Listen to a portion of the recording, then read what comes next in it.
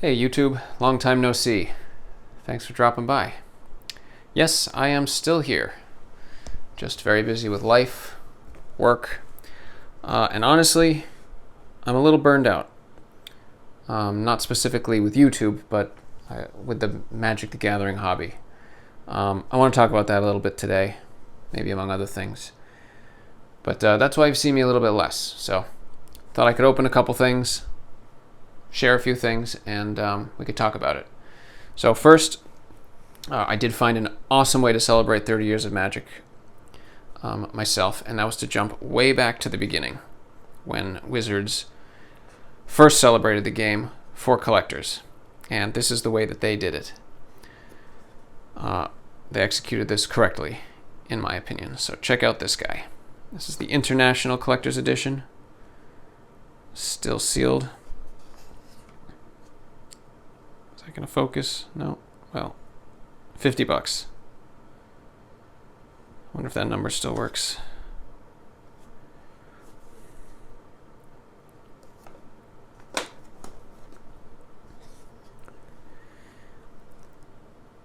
This special collector's edition of Magic the Gathering contains all 302 cards from the original Deckmaster series.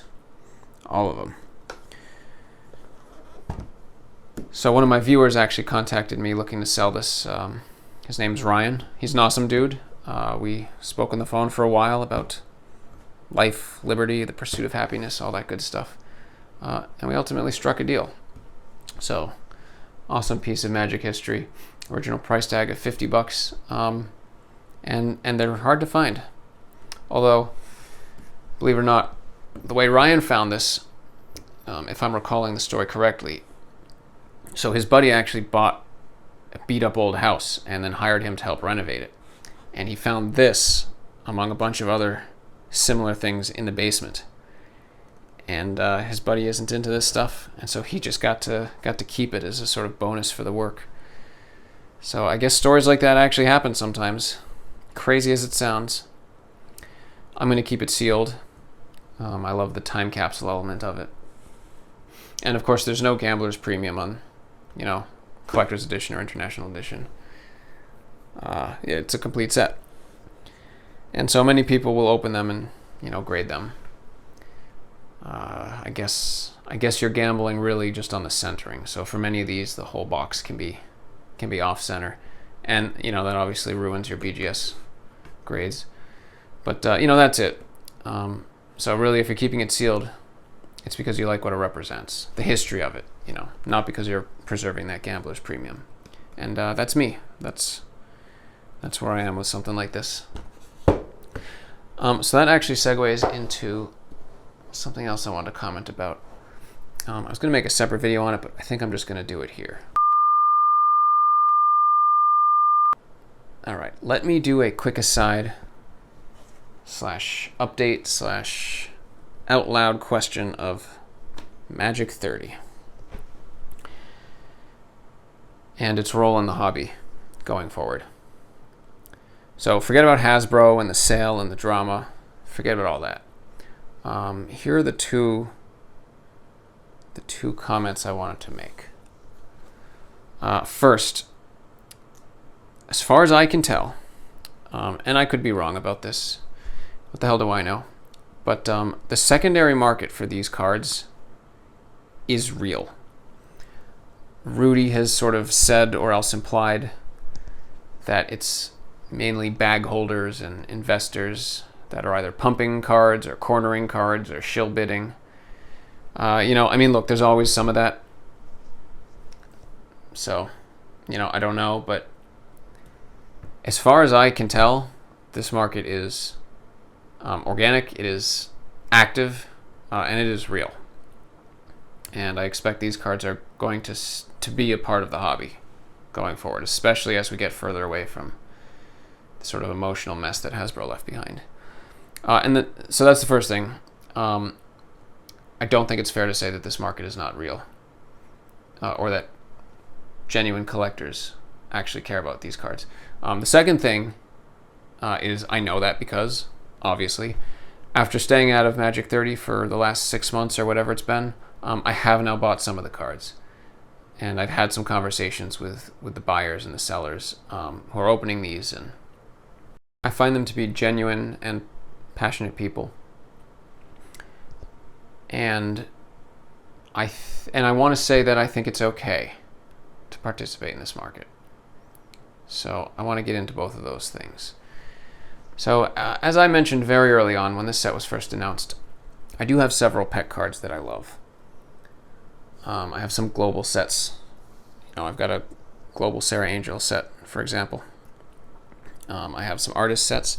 I have every Teden card in old frame collected in a binder.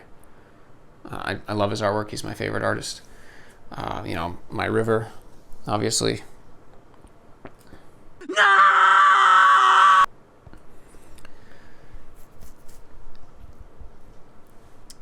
And then I've shown these before, but I've got my Tutors. This is my most prized global set. I've got the Alpha. Dreadful with the reflections here, but anyway, I got the Alpha, Beta, and these are your two options for black bordered original art up until now.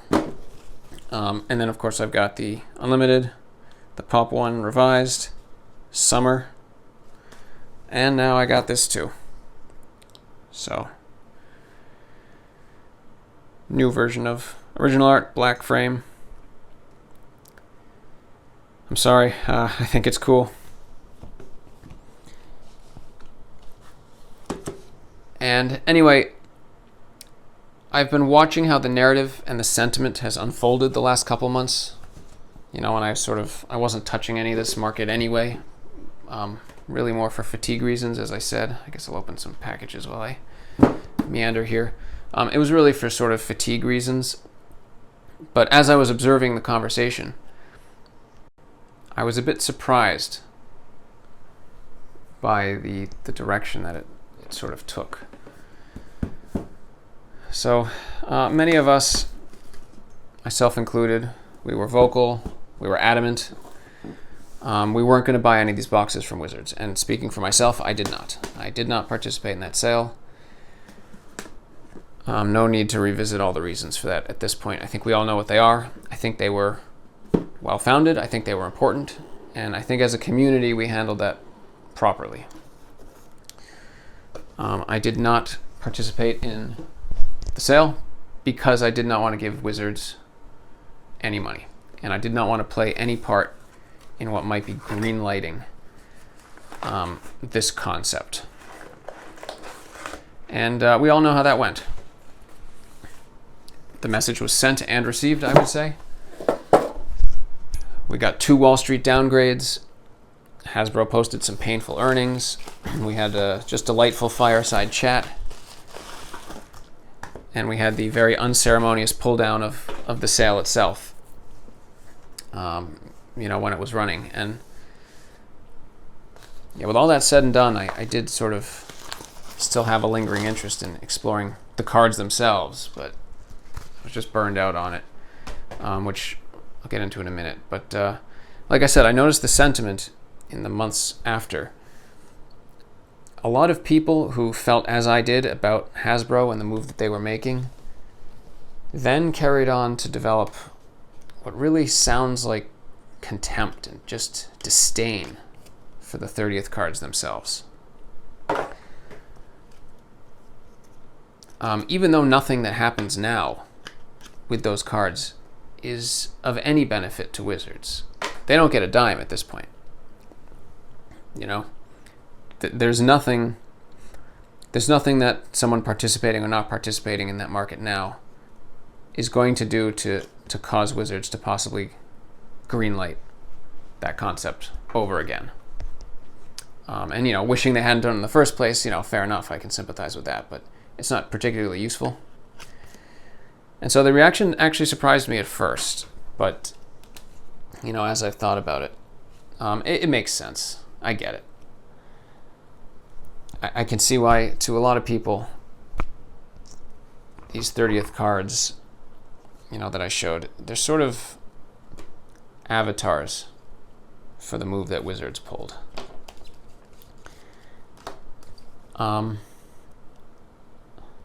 I suppose they represent something. You could see them as representing something, which is certainly more sinister than, say, Chronicles was. Now, I don't know if it's more sinister than what was one of the big Amazon dumps, Crimson Vow, or the misnaming of Commander Legends 2, or any number of sets that were just irresponsibly overprinted. I mean, all of these are fixtures of bad choices by Hasbro, or at least damaging choices by Hasbro. We don't normally hold that against the cards so much. Now, I do get that this one's a little bit different, but I don't know. I think it's maybe not as different as it might first appear to be.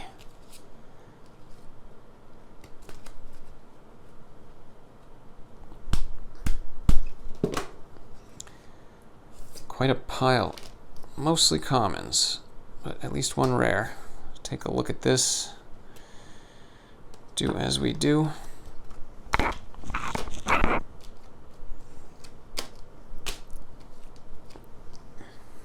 In any event,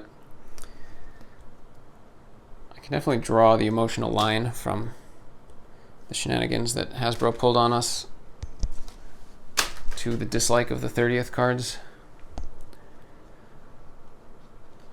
But I reflected on it for a while as the sale fell away. And I guess I've been second guessing myself, because I felt a curiosity for these cards. You know, right from the beginning, I felt that. That curiosity hasn't gone away. But everyone else seems to be on the page that touching the product in any way remains toxic. And so I've just been thinking about that a lot. I've been wondering if it's somehow, you know, if there's a point to that. Is it, for example, hypocritical to have purchased some of these and to be eyeing a couple more? Is it a wrong decision to make if my interest is the longevity of the hobby? Well, I'll spare you all the inner monologue, but at the present moment, my thinking is that no, that doesn't stand to reason. This guy's a little rough on the edges.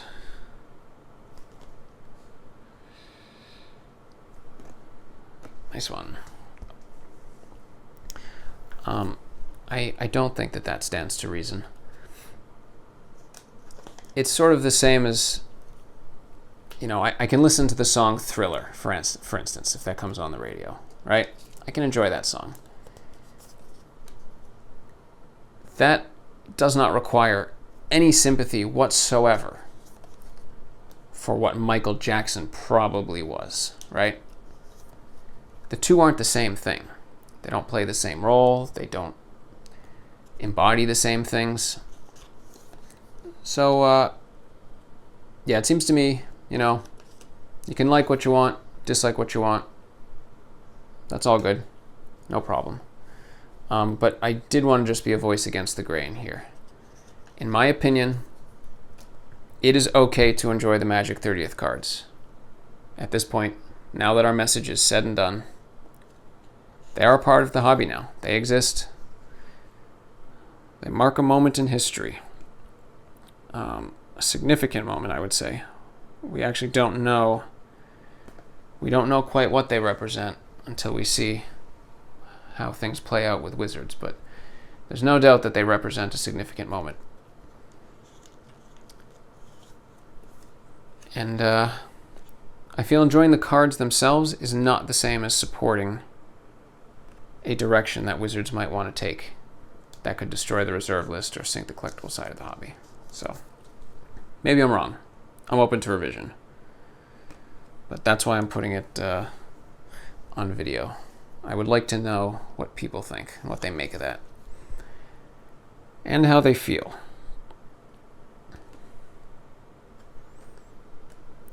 Lovely set of cards. Another rare. Got 3 rares so far.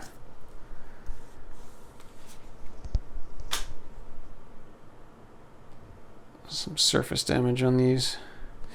Good old laces. I still would love it if someone could come up with a killer lace deck. Actually give these things some value.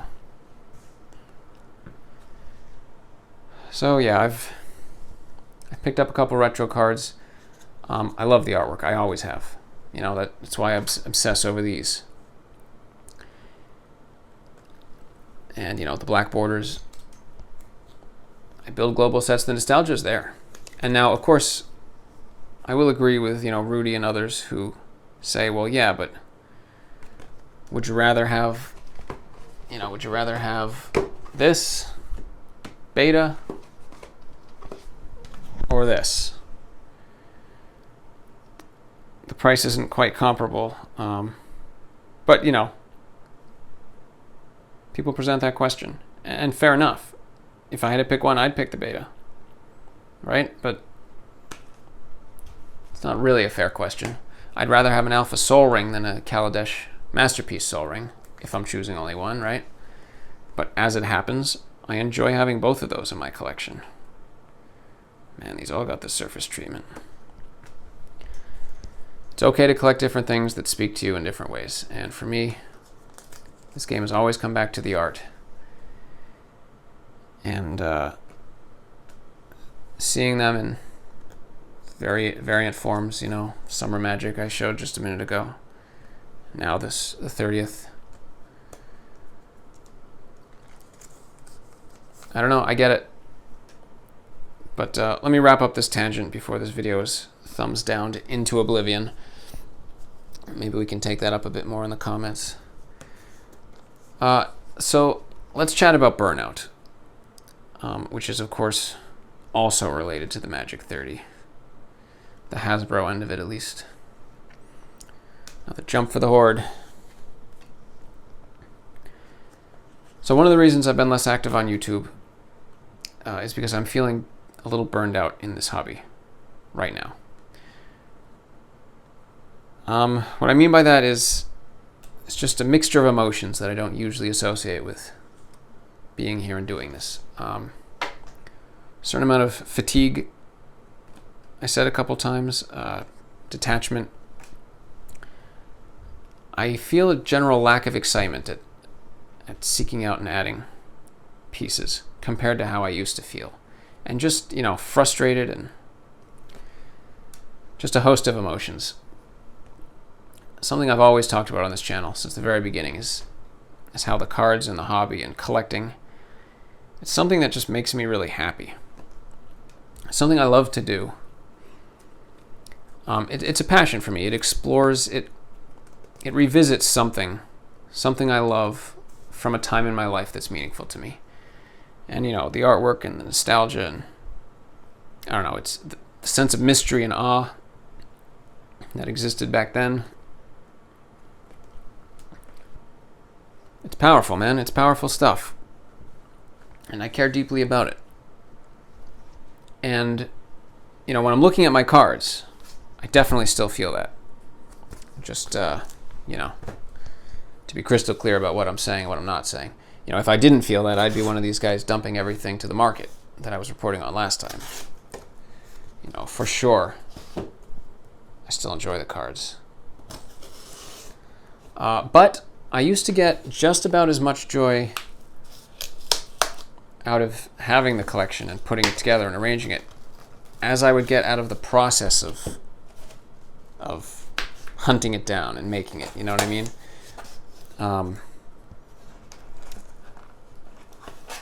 You know, I've got 3 blessings and I want a play set, and then one shows up on the market. You know, it's fun, it's exciting. It's the process of digging through the sales and the pop reports and figuring out what a card is worth, trying to get it for less. All that,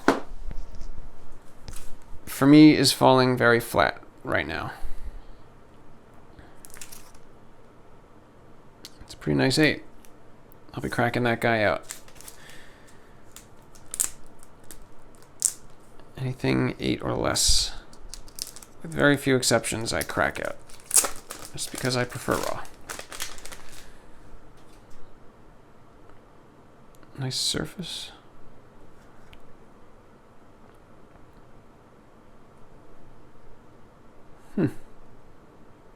Actually seems very nice for an 8. Corner, maybe? Zombie Master.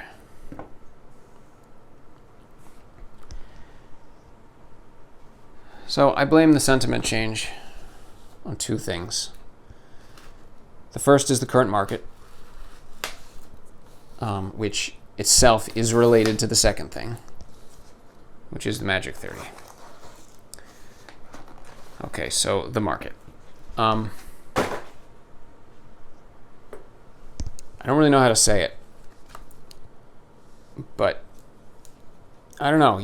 I don't think you know how amped I used to get when a card like, Demonic Hordes would pop up on eBay, or Fast Bond would show up at ABU Games. Will-O-the-Wisp, that whole host of cards. Now, there's so much of everything that I can't even keep up.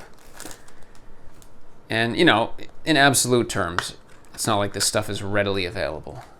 Many of the prices are prohibitive, especially for the condition. But it comes to the same thing if we're talking about the sentiment. Just to see how many people aren't interested in having some of these cards anymore. Or so it feels. Beautiful Spectre.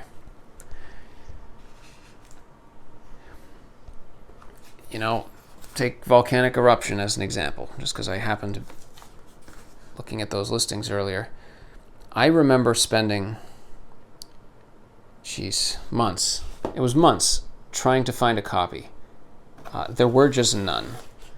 Maybe there was one super high graded, I can't remember, but there was basically none that were available anywhere for months. And, right now, or at least earlier today, a quick look on eBay and TCG Player, I found 7 sitting around. 7 out of 1,000 that don't even have a home. Ooh, yeah, I remember this guy. Oh, man, these orders are from so long ago.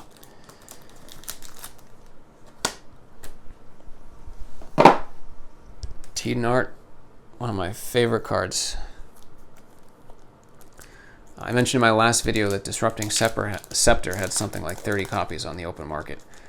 I didn't check that one again that recently, maybe a week ago, but it was still around 30. And there were actually 2 other rares. I'm not recalling them at the moment, but there were 2 other rares.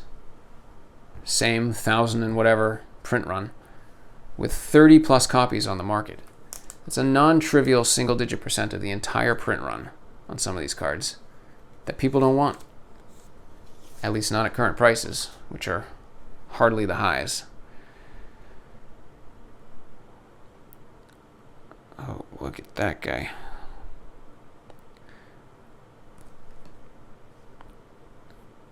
Little surface wear. Man, I don't even remember this auction.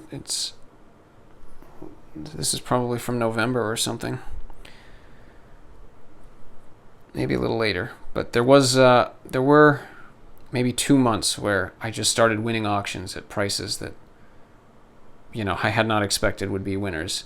I believe this was in that set. So, absolutely thrilled to have picked this guy up.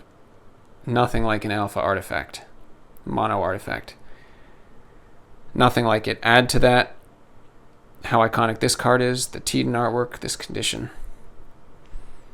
I don't think I can ever fall out of love with something like this. But, seeing 30 plus copies of some of these cards, and then there were the contacts,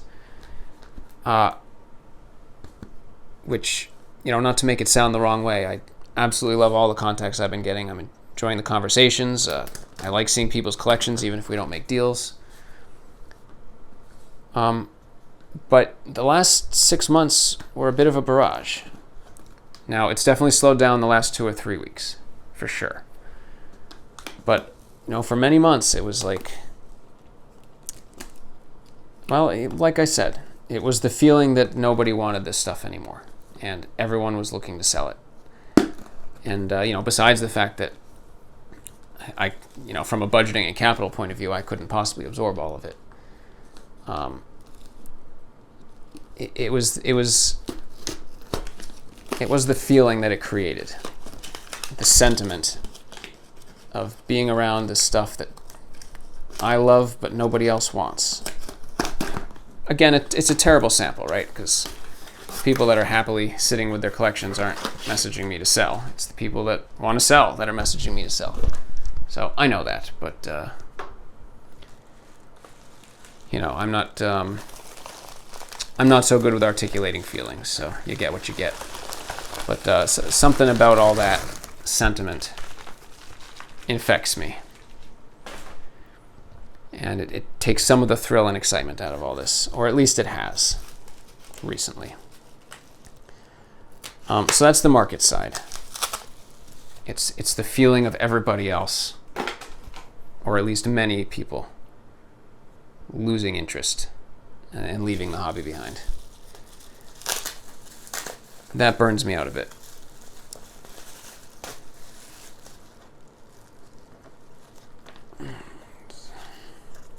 But the much bigger factor is Hasbro as a business.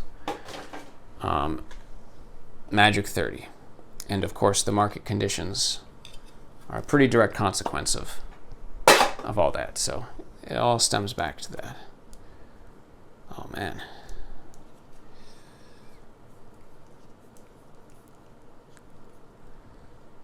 Ooh, lovely batch. Oh, okay, I remember this one. I remember all the merfolk. Teeden. He loves this very sinewy, textured sort of stuff. It's great, great stuff. What was I saying? Hasbro, right, so it just feels like this dark, dark cloud looming over the top of the hobby. And I don't know when it's going to go away. I don't know if it's just a time thing or if they're going to have to come out and sort of formally acknowledge that they understand the boundaries they can't cross. I don't know. I don't know what it's going to take, but as of now, I feel it there. You know, just the idea that at any point Hasbro could decide to do something that destroys collectors. Or, you know, wipes out the reserve list, or otherwise just discourages people so much that the IP fades. It's just deeply upsetting. It's pulled some of the magic out of magic, so to speak. I always love this card. I still think that looks like a face, but I suppose it's not. Wouldn't make any sense.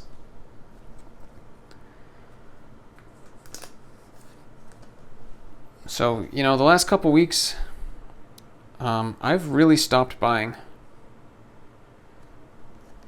I mean, again, the stuff you're seeing here, some of these are from months ago. It's just the way it goes. I hate to open a bunch of stuff and then not have anything to open for a video, but then I don't end up making as many videos as I hope, and the boxes pile up, and yeah, it is what it is, an exercise in delay of gratification, I guess. But anyway, this is quite misleading. I've not been buying very much stuff recently. And you know, that's not because I'm bearish per se. It's not because the way that I look at the fundamentals of, you know, the collectibles investing has changed. It's really more the emotional side. It just doesn't feel quite the same right now. It's like there's a wound that needs to heal. And Hasbro is still standing there, holding the knife, and everyone's waiting to see if they're going to put it down or not. So, you know, I've grabbed a couple of like artist alters and some little things, you know, some foil treatments of cards I like, the couple of 30th cards I showed. So, you know, I've been doing little things, but by and large, I think I'm the least engaged with the hobby since I first came back to Magic in, you know, late 2017, early 2018. So I don't know. I was going to ramble a bit more, but you know, feelings, blah blah. I think it's gone on enough. So I don't know. Dear viewer, what do you think? Have you felt burned out in the hobby at all?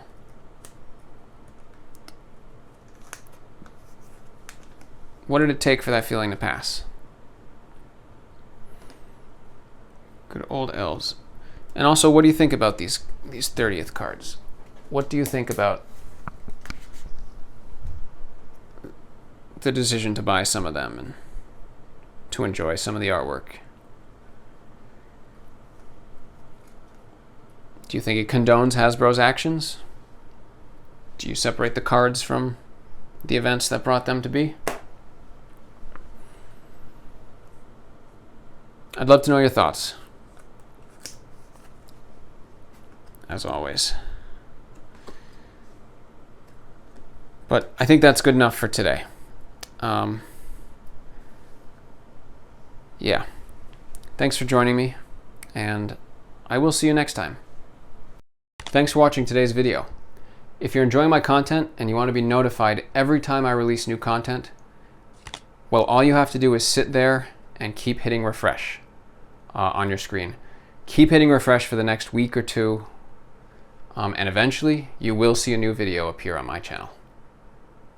See you next time.